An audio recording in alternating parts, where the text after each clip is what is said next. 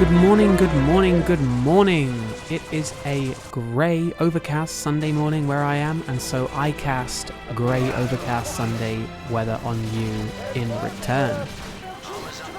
Today, we have a 1v1 on Lorkhan Glacier with 505 Lava Kornilov playing as a Lord General versus the Titanic Adila playing as the Eldar Warlock with the disgusting Baeltan scheme. I will always hate on the Baeltan scheme. That green and white combination is horrific.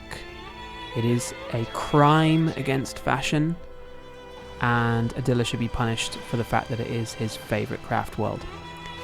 But, you know, Adila is not someone known for his... This is the second game I have cast today between these two, or rather, it's the hopefully first proper game, because the first game I only got halfway through, and then I don't know what happened, but Kornilov just stopped playing, and I think there was some kind of bug, or someone dropped, because the replay just continued, but Kornilov's units were not moving, so I'm hoping to not have a repeat of that this time round.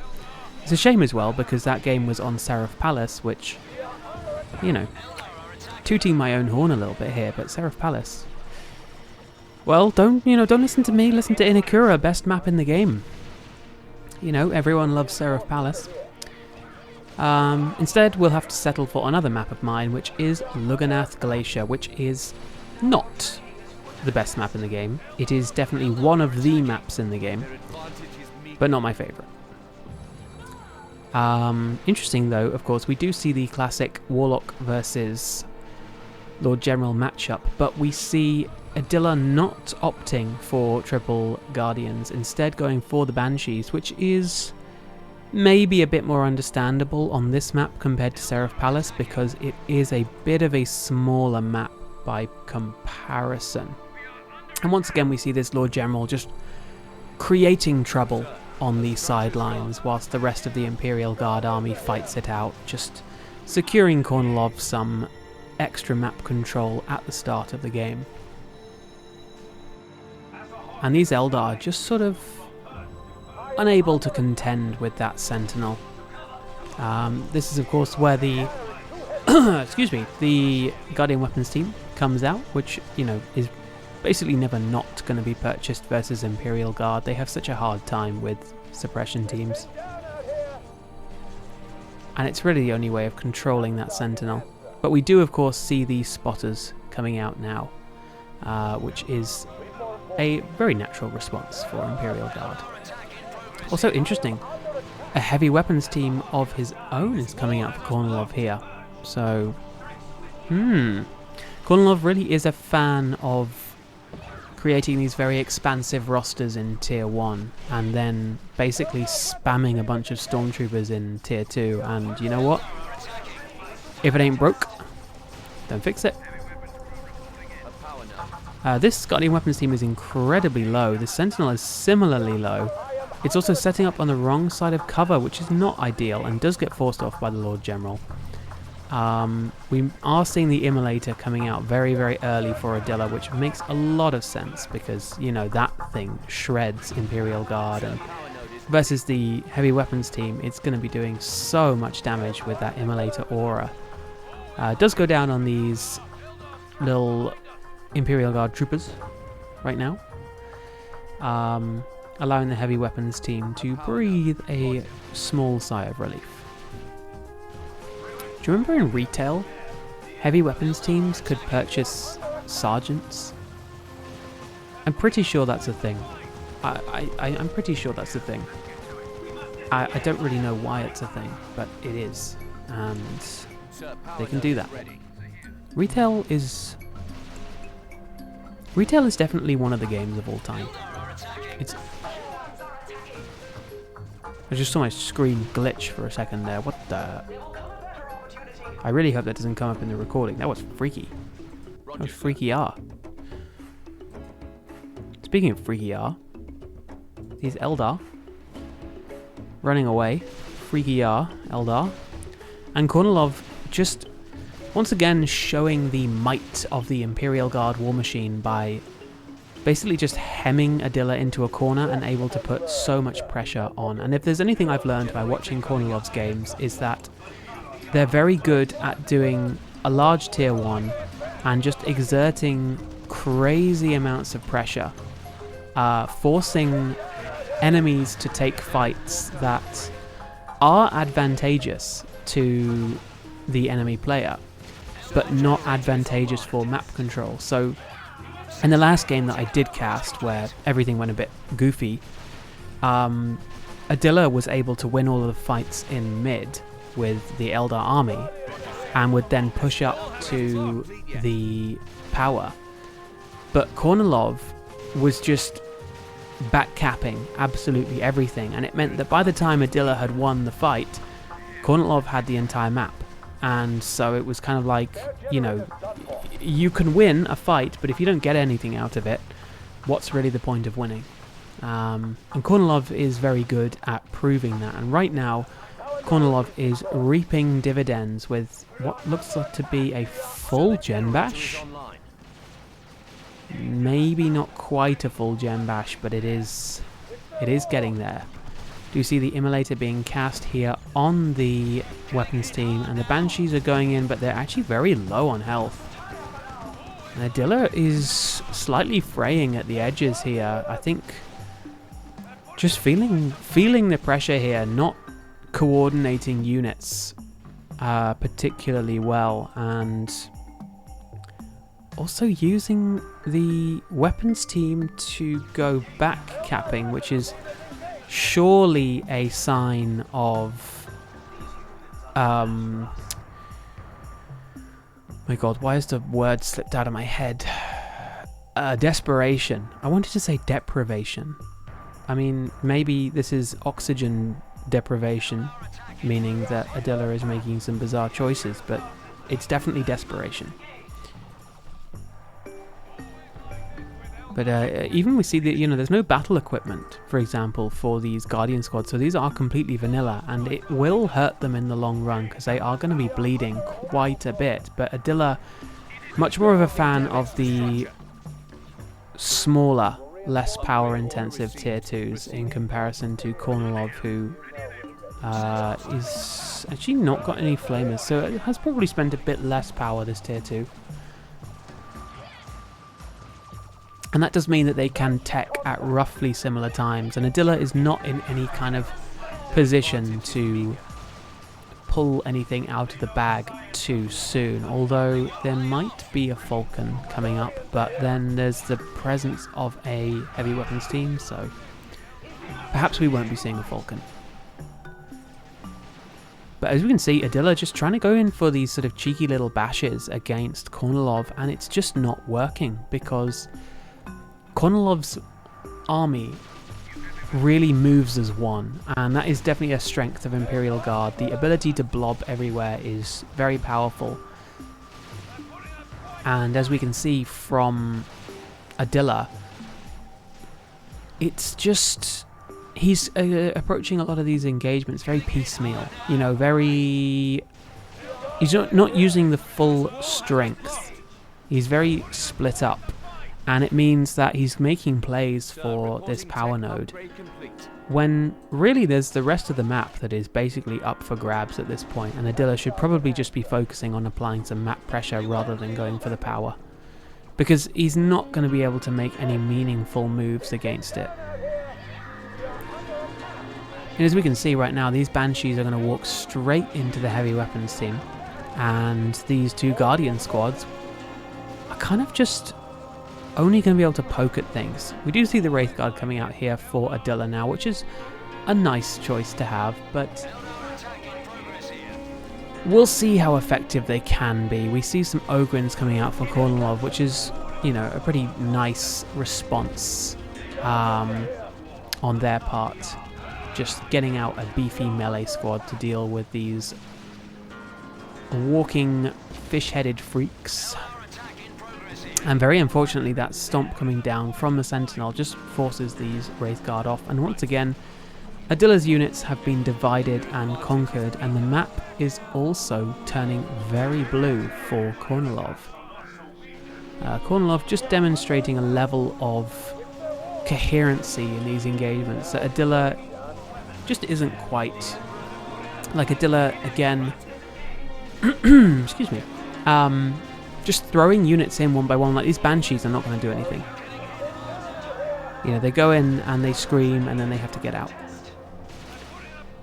So I'm wondering if something has shaken Adila this game. I'm wondering if something has made it so that he's not on top of his game, because he still hasn't really replaced any of the power either. And I think psychologically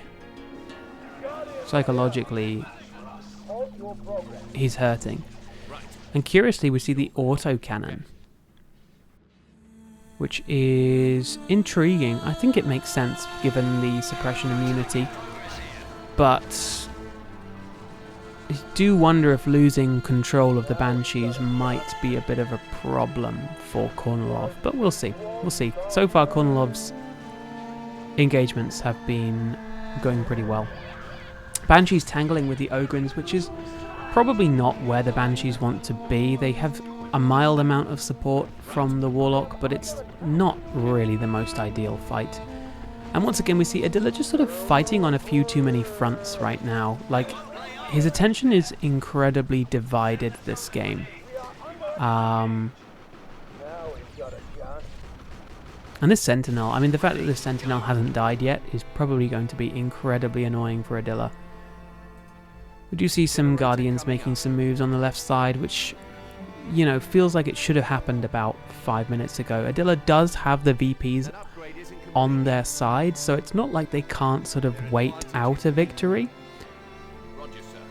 But it's not going to be easy. It's not going to be easy making a comeback from the kind of economic lead that Kornilov has. Because, I mean, just looking at the income right now, Kornilov's income is better on all fronts, and army is marginally larger than Adila's. Autocannon being forced off is important, but, you know, the Wraithguard are forced off by the Ogrins, and the suppression doesn't come in soon enough. Banshees are forced to retreat. And once again, this is Adila just sort of stalling out, unfortunately, rather than winning a fight. And this Imperial Guard blob is proving to be incredibly tough to shift, and we may even see the whatever the suppression armor is on the Lord General coming down, just to make sure that those Ogrins always get into the fight. And it's proving to be a very tough matchup, you know. I think going for these Banshees was something that Adila probably did to throw Kornilov off, but whether they've actually been effective is really just another question. I feel like maybe a third Guardian squad, whilst incredibly predictable, you know, would have been more effective. Sometimes it's okay to be predictable, you know, because if something is just effective, then your enemy predicting it doesn't matter so much. Once again, the Ogrins are shut down a bit. They are forced to retreat, but the retreat is not too long back to base. That is definitely one of the strengths of Imperial Guard on Lugganath Glacier. There's not very far to travel. You know, the Imperial Guard are able to turtle incredibly well in the center of the map, and I think that is a weakness of Lugganath Glacier in general. It's just a bit too turtley. It's very easy to lock down one particular area of the map and just not be able to do anything. I think Eldar would need a larger map to shine, and unfortunately Lugganath Glacier is definitely an Imperial Guard friendly map in that regard. That said, we do see incredible amounts of VP pressure coming in from Adila, which could cause a lot of problems actually for Kornilov, because Kornilov has been winning on economy, winning in these fights, but the VP pressure will be slowly exerting a toll against Kornilov, so they're going to have to sort of keep their cool and make sure that they remember to actually cap some VPs.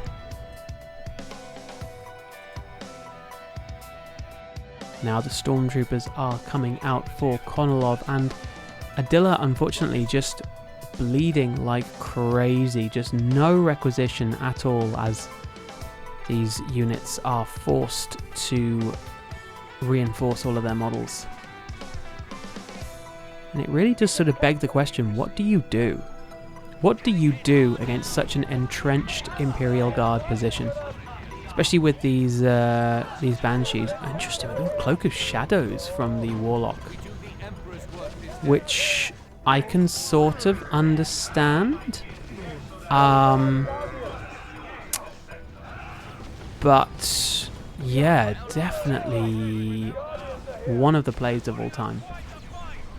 Definitely one of the plays of all time. Warlock doing significant amounts of damage there. I do wonder if Adila has maybe invested a little too much in the Warlock. I mean, he's definitely been putting in some work, but you know, going from the Immolated to the Witchbladed Kernus, then got the Heart of Darkness, which, you know, the Heart of Darkness is very nice, but how useful is it right now? I don't know. And these Banshees, just, they are level 2. They've been killing some stuff, but they are the queens of bleeding. And that autocannon is doing so much damage to them. Just the amassed firepower of the Imperial Guard roster. And Adila's power income is absolutely miserly compared to Konolov right now. I don't know, it's looking pretty tricky. Nice Cloak of Shadows here from Adila. Does it get to stealth upgrade? Setup. Unfortunately, the micro is not on point right now. If the... it's actually brutal. I think Adila could probably have wiped one of those Guardsman squads if he had remembered to target with the Guardian Weapons team, because the fact is, Adila did so much damage to that Imperial Guard blob. And that was without the Guardian Weapons team shooting anything. If he'd had the Guardian Weapons team shooting, I think he could definitely have picked up another unit. He got the Sentinel, which is important, but at this stage in the game, you know, getting the Sentinel is a moral victory. The Stomp, obviously, you know, being denied is pretty important, but it's not the end of the world. And once again, this is kind of what I mean by, like, Adila is taking these fights very piecemeal, and I do wonder if he's a bit rattled, because he should not be taking that fight right there. You know, the Banshees and the Wraithguard, casting these games, I get, like, dementia. Like, my brain just... I know the names of everything, but just casting a game, my brain just turns into a sieve, and the names just, like, they fall out of my head. They go plop, plop, plop, plop, plop. You know, what's this unit called? Like, it's the Eldar Runny Stabby unit. It's like, yeah, it has a name, doesn't it? Okay, so I did kind of poo-poo the Cloak of Shadows earlier, but you know what? It's actually not too bad. Like, it's been quite surprising for Konolov to deal with. And as you can see, when Adila deploys his army correctly using the Cloak of Shadows, he is actually able to... He is actually... he is able to force Konolov off. I'm just laughing because immediately... This is a fascinating game. Because every time Adila gets an advantage, he immediately forgets about his micro. And yeah, inevitably, like, here we go. You know, Adila won the fight comprehensively. Konolov retreats. But it's... Yeah, he just, like, he forgets about the Banshees. He forgets about the Wraithguards. And I get it. It's not easy to micro all of this stuff. All the time, and you know, Adila, he's an old man. He's an old man of like 30 something. You know, you can forgive him.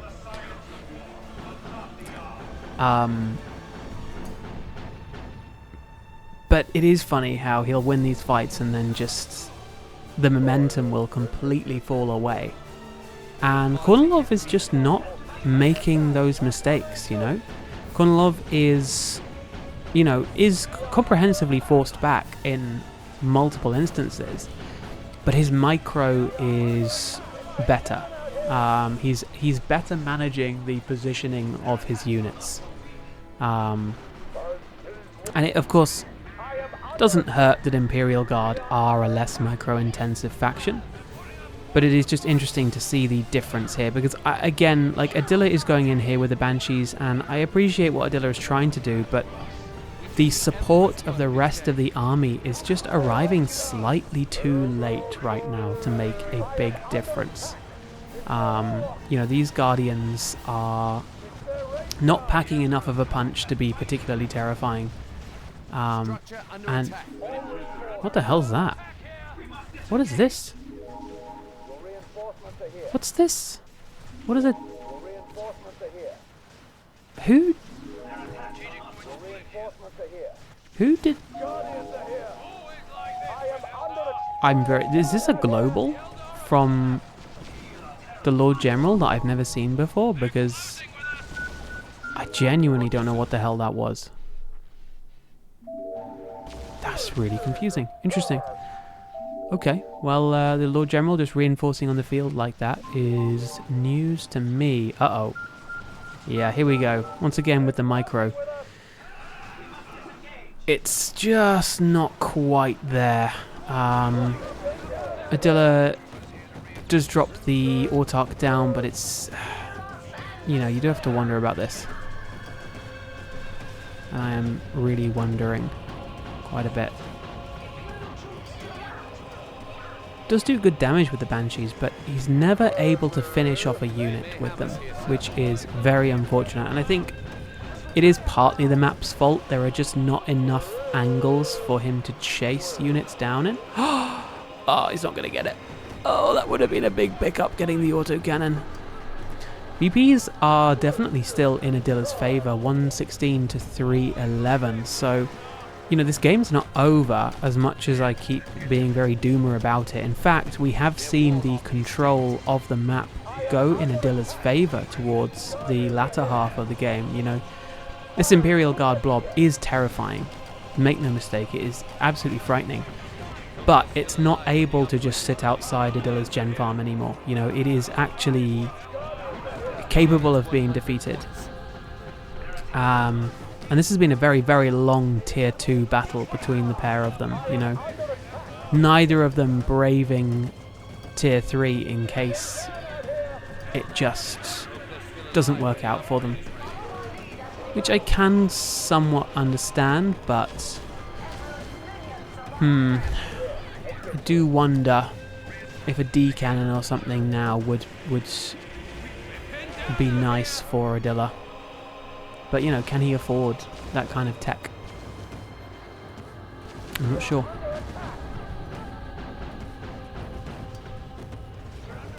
But, I mean, can you imagine a singularity into this Guardsman blob?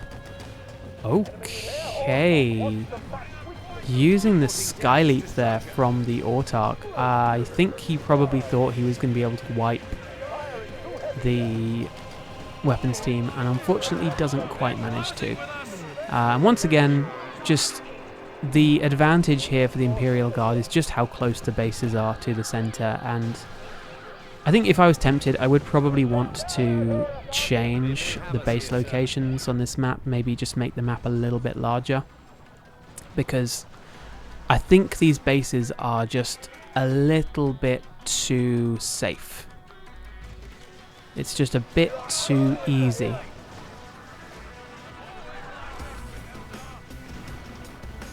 Eldar Guardians being slightly clowned on here by the Ogryns. Although, mind you, Ogryns taking a decent chunk of damage themselves. And Adila actually has a triple cap right now, and somehow, after losing basically all of the fights, seemingly, and after me grumbling so much about Adila's economy. Kornilov just wasn't able to get a hold on the VPs, and Adila took some notes out of Kornilov's book and went, you know what? You have been exerting crazy map control. It's my turn to exert crazy map control. And as we can see, that just led to Kornilov ceding the VPs to Adila, who was able to routinely pressure them. And as much as Lugganath Glacier is a very, very favourable map for Imperial Guard, it doesn't matter when Adila has control of all the VPs.